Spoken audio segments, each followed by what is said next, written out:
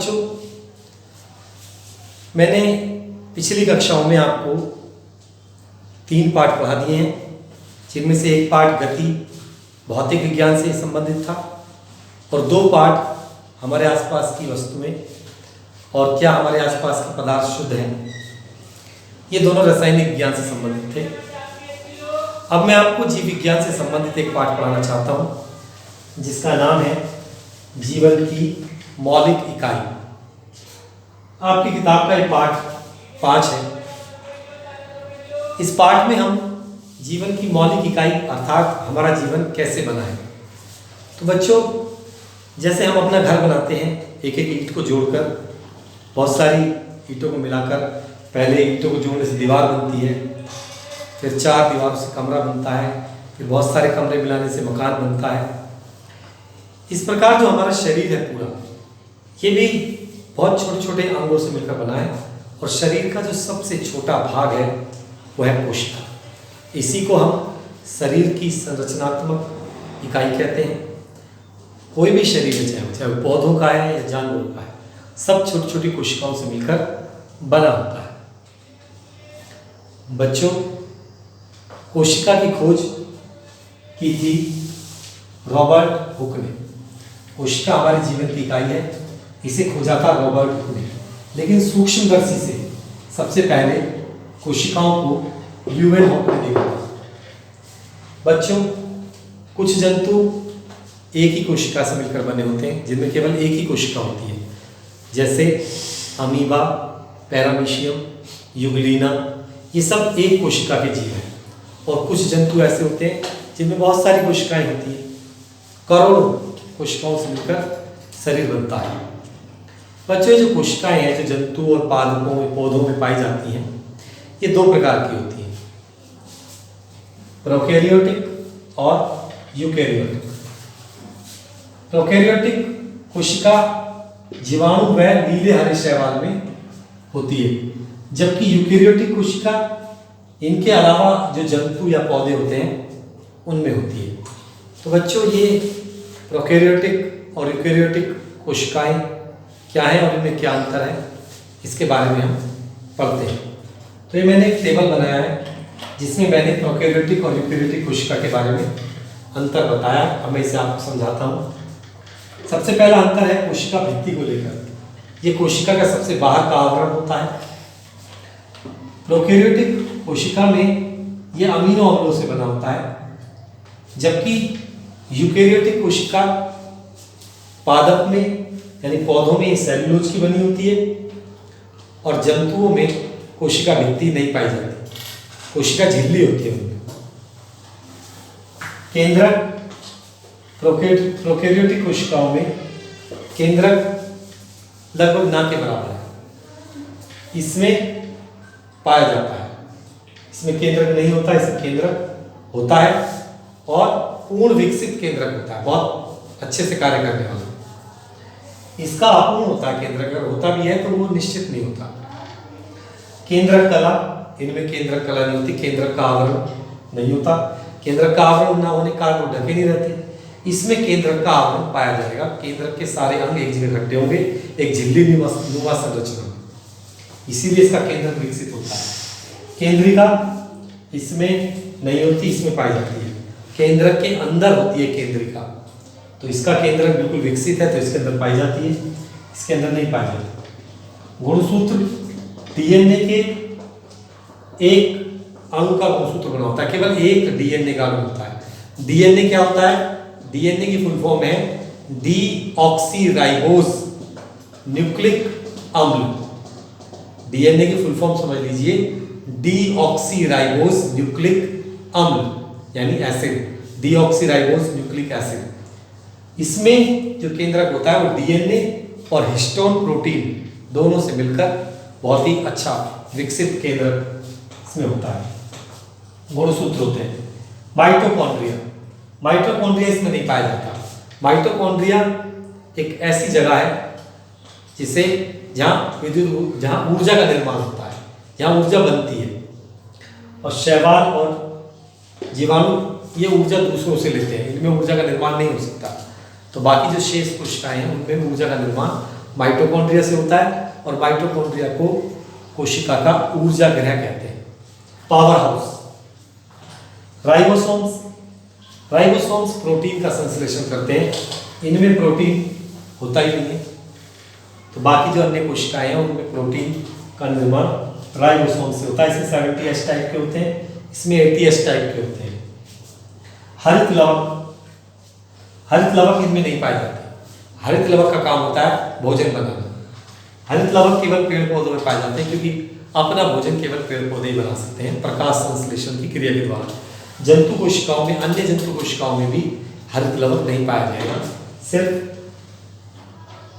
जीवाणु और नीले हरित शैवाल में कुछ इसमें नहीं पाए जाते। बाकी पौधों की कोशिकाओं में आपके ये क्या कहते हैं हरित लवक पाया जाएगा, क्योंकि इन्हीं में प्रकाश संश्लेषण क्रिया होती है पौधों में। जंतुओं में प्रकाश संश्लेषण क्रिया नहीं होती, जंतु अपने भोजन के लिए पौधों पर निर्भर रहते हैं। तो बच्चों, इस प्रकार हमने देखा कि प्रोकैरियोटिक और यूकैरियोटिक कोशिका में क्या अंतर होता है। इस पाठ को आगे बढ़ाते हैं और अब जानते हैं कोशिका की आकृति। बच्चों, कोशिका किसी निश्चित आकृति की नहीं होती। कोशिकाएं अंडाकार, छड़ के आकार की, प्लेट के आकार की, विभिन्न प्रकार की होती हैं। उनका कोई एक निश्चित आकार नहीं है।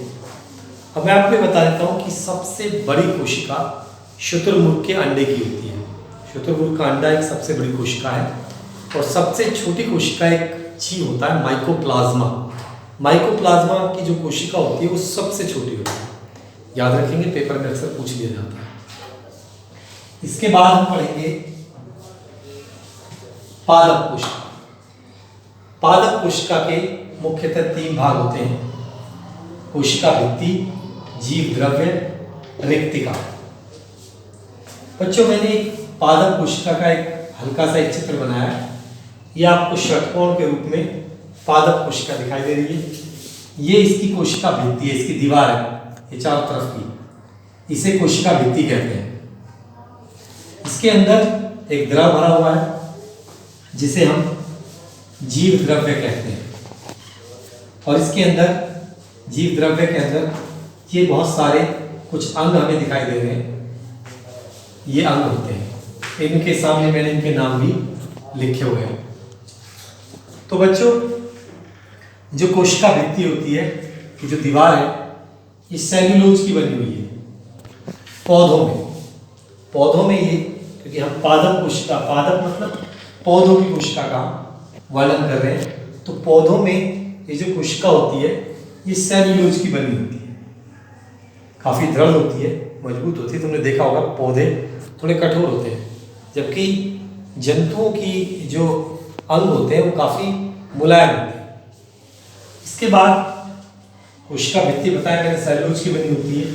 जीव द्रव्य, इसके अंदर एक जल भरा रहता है, उसे हम जीव द्रव्य कहते हैं। एक पानी की तरह द्रव होता है। और हक्सले ने, एक वैज्ञानिक थे, उन्होंने कहा कि जीवन का जो भौतिक आधार है वो ये कोशिका द्रव्य ही है।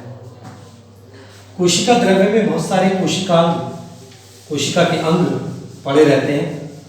जैसे रिक्तिका है, ये खाली जगह है, बिल्कुल खाली का मतलब जैसे हवा नहीं है, इसमें पानी है, इसमें जल है और कुछ खनिज लवण भी घुले रहते हैं।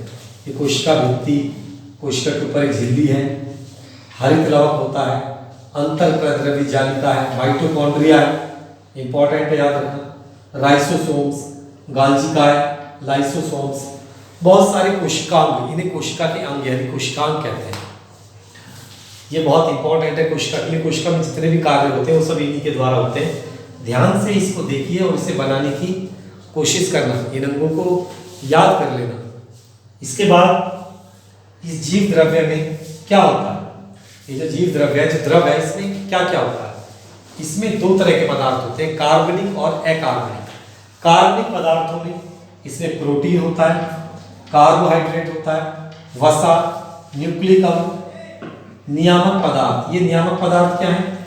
ये कुछ जटिल कार्बनिक यौगिक है, जैसे विटामिन, हार्मोन, श्वसन रंजक, ये नियामक पदार्थ हैं जो आपको जीव द्रव है, इसी यहाँ पे जो पानी बना हुआ है इसमें मिलेंगे।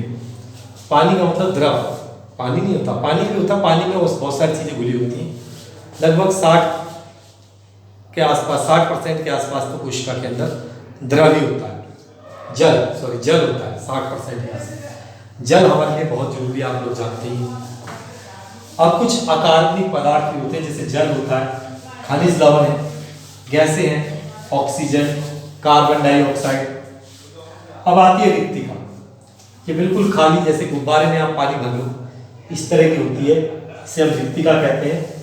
और इसका कार्य मुख्यतः दृढ़ता प्रदान करना। इसके अंदर जल होता है, कुछ भोज्य पदार्थ होते हैं, उत्सर्जी पदार्थ होते हैं जो बेकार में बाहर निकाल लें। पुष्पों के रंगीन बनाने के लिए इसमें कुछ पदार्थ होता है, पुष्प जो रंगीन होते हैं तो रंग वाले पदार्थ हमारे रिक्तिका के अंदर मिलते हैं। रिक्तिका के ऊपर एक कवर है, जैसे मैंने कहा कि गुब्बारे में पानी भर लो तो गुब्बारे का जो रबर होता है ऊपर वाला भाग, तो रिक्तिका का जो ऊपर वाला भाग होता है उसे रिक्तिका कला कहते हैं। और इसे टोनोप्लास्ट के नाम से जाना जाता है। तो बच्चों, मैंने आपको पादप कोशिका के कुछ जो प्रारंभिक बातें हैं, कुछ प्रस्तावना, इंट्रोडक्शन, एक तरीके से इसकी जानकारी आपको दी। इसको अच्छे से एक बार बनाने की कोशिश करेंगे और ये जो बातें मैंने बताई इनको अच्छे से याद करेंगे। इन्हें देखते रहना, पढ़ते रहना, बार बार कोशिश करना, पादप कोशिका को बनाने का पूर्ण प्रयास करना। ये मैंने रफली बनाई है, तो आप लोग भी रफली इसको बनाइए। मैं कल आपको इसके बारे में और भी बातें बताऊंगा, पादप कोशिका के बारे में। इसके एक एक अंग का वर्णन करूंगा कि किस अंग में क्या क्या होता है और वो क्या कार्य करता है। ये बहुत इंपॉर्टेंट है, इन अंगों के कार्य और वो किस चीज़ के बने होते हैं, अक्सर पेपर में पूछे जाते हैं। तो आप लोग इन्हें अच्छे से याद करें, अच्छे से पढ़ें। जो मैंने आज आपको कोशिका का इंट्रोडक्शन दिया है, उसका जो प्रारंभिक ज्ञान है वो आपको दिया है, उसके आधार पर हम अब आगे का ज्ञान प्राप्त करेंगे, कोशिका के बारे में जानेंगे। मैंने आज आपको पादप कोशिका के बारे में बताया, जंतु कोशिका के बारे में बताऊंगा, कोशिका अंगों के बारे में बताऊंगा। इन्हें अच्छे से पढ़ें, वीडियो को बार बार देखें, आपको याद हो जाएगा। गंभीर होकर पढ़ें, सीरियस होकर पढ़ें, क्योंकि आपको एक बड़ा व्यक्ति बनना है जो आप पढ़ लिख कर ही बन सकते हैं। आपके पास बहुत समय है, समय आपका बहुत कीमती है, उसे आप पढ़ाई में लगाएं और अपने जीवन को सफल बनाएं। आज के लिए सिर्फ इतना ही। धन्यवाद, नमस्कार।